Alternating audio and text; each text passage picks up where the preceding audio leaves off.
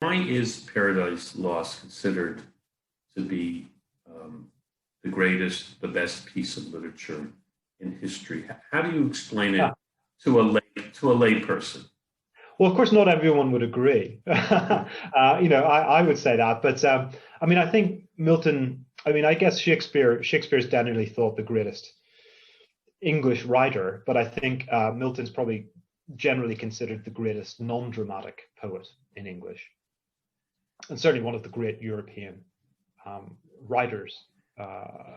So, I mean, I think, well, it's interesting. I mean, I think one of the things we have to think about again is the context in which Milton wrote Paradise Lost. Now, he in the early 1640s, where I sort of leave the first part of my intellectual biography, he does have a plan to write an epic, but it's not about the fall of Adam and Eve, and it's not about that story of original sin.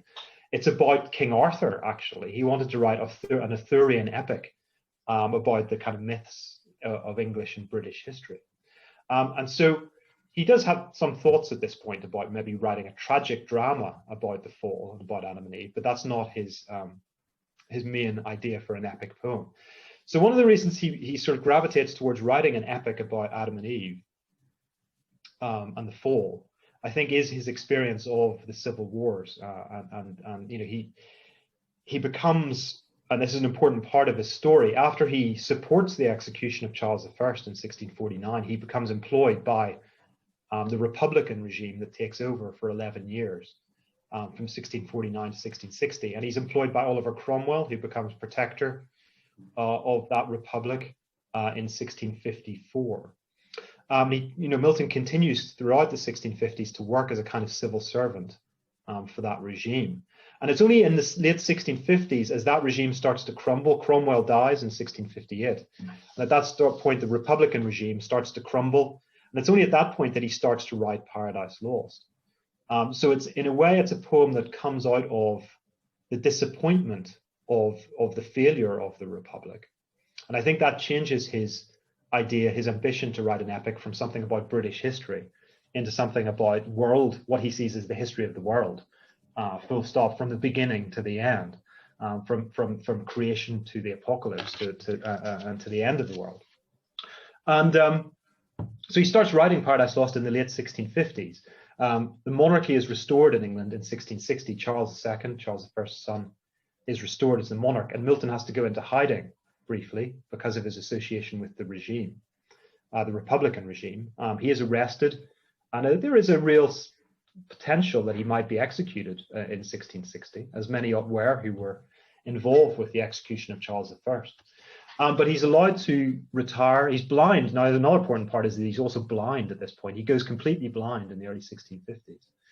And I think, the new monarchy under Charles II thinks, well, here's an old blind poet. We'll leave him alone as long as he agrees not to write about politics anymore. So he goes off and writes Paradise Lost. Well, I say write, of course he dictates it because he's blind. So he dictates Paradise Lost to servants who write it down for him. An extraordinary achievement to do this. So I think one of the things about Paradise Lost that makes it so rich is that it's sheer ambition, which you said Milton had from the very beginning of his life. So it really does. It goes right back to the creation of the universe, and it looks forward at the end to the end of the world, and takes just about everything in between, but focuses on the fall and the circumstances of the fall in the Garden of Eden. But it has that rich, I think, personal context of disappointment with the historical progression of the world. And so it's in some ways it's a deeply sort of pessimistic work in many ways, in that it sees the failure of human beings to grab the liberty that they've been offered. And so the whole story of the fall, concentrates on freedom and constraint, obedience versus disobedience. I think Milton, rather than writing directly about politics, turns that political experience of defeat through the Republic and the failure of the English to actually follow the ideals that he himself promoted he turns that into sort of cosmic theological meditation on the history of the world.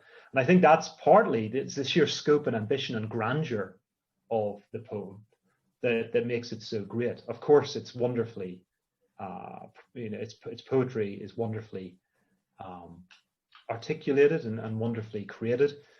He learns a lot from Shakespeare, I think, which is another thing. Rather than simply writing an epic poem, I see the poem as very much a kind of mixture of Shakespearean tragedy with classical epic, with biblical stories and biblical narratives.